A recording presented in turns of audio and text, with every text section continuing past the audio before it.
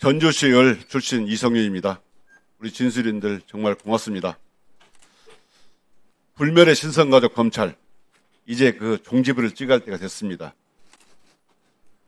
윤석열, 김건희에게 그렇게 부역하고 또 면죄부를 주고서도 조금도 반성하지 않은 검찰, 반드시 개혁해야 되겠죠.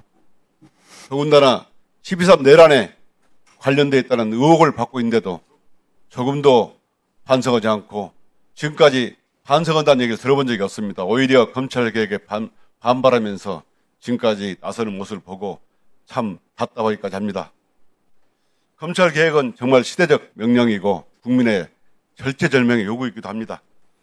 추석 전까지 검찰청을 반드시 폐지하고 공소청과 중수청을 만들어서 완전한 수사와 기소를 분리를 해야 됩니다. 검찰개혁을 해야 하는 이유, 바로 저 이성윤이 그 증거입니다.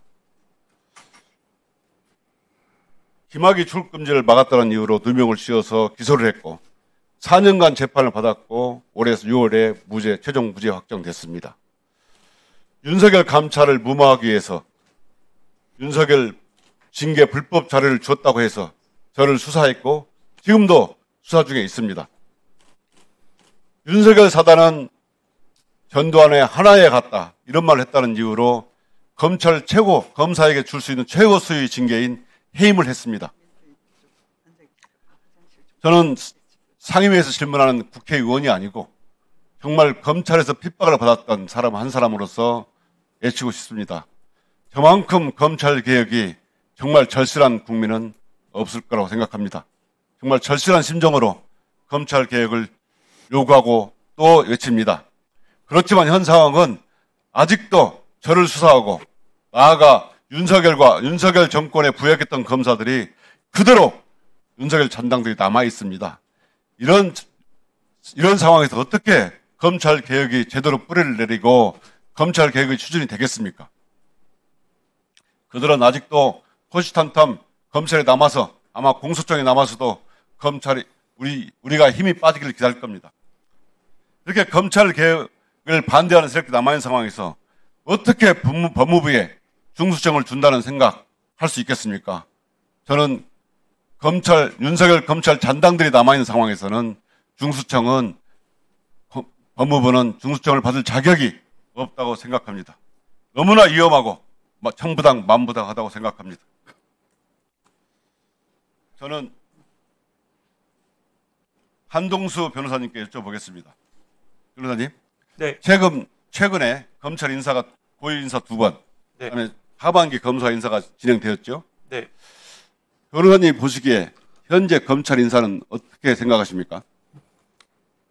이른바 친윤 검사들 부분은 상당 부분 인사를 보고 나간 그 검사들도 있고 그 전에 나간 검사들도 있는 것으로 파악되는데, 기본적으로 한동훈 그 당시 법무부 장관이 인사권에 주대한 역할을 할 때 인사 혜택을 받은 사람들, 또 검찰 개혁에 반대하는 성명 입장을 표명했던 검사들이 상당 부분 주요직에 포진해 있는 것을 보고 상당한 우려를 가지고 있는 것은 사실입니다. 지금 말씀하신 대로 그 중수청이 생긴다 하더라도 정치 검사들은 그 자리로 다시 가고자 할 겁니다. 중수청장, 중수청의 지휘부에 들어가고자 해서 역시 공수처에서 그러한 사례가 발견되듯이 공수처에는 송모부장이 수사를 받고 있잖아요. 또 이런 식으로 해서 역시 중수청을 또다시 김학의 출금 사건에도 나왔듯이 거기에 고발장을 국민의힘에 제공하고 그걸 다시 중수청에 두어서 기소 의견을 송치해서 똑같은 정적인 수사를 할 위험성이 존재합니다. 위험성을 제거하는 것이 개혁 아닌가요? 맞습니다.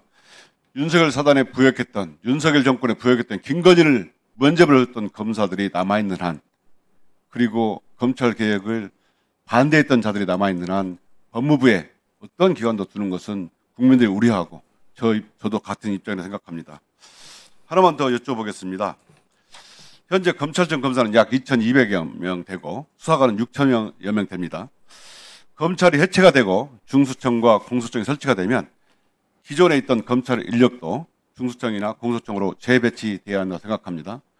우리 변호사님 보시기에 적정 인원은 어느 정도라고 생각을 하십니까? 세부적인 것들은 시행령과 그 절차 이런 부분들은 추후 이제 국회의원들께서 잘 논의해서 하시라고 보고요.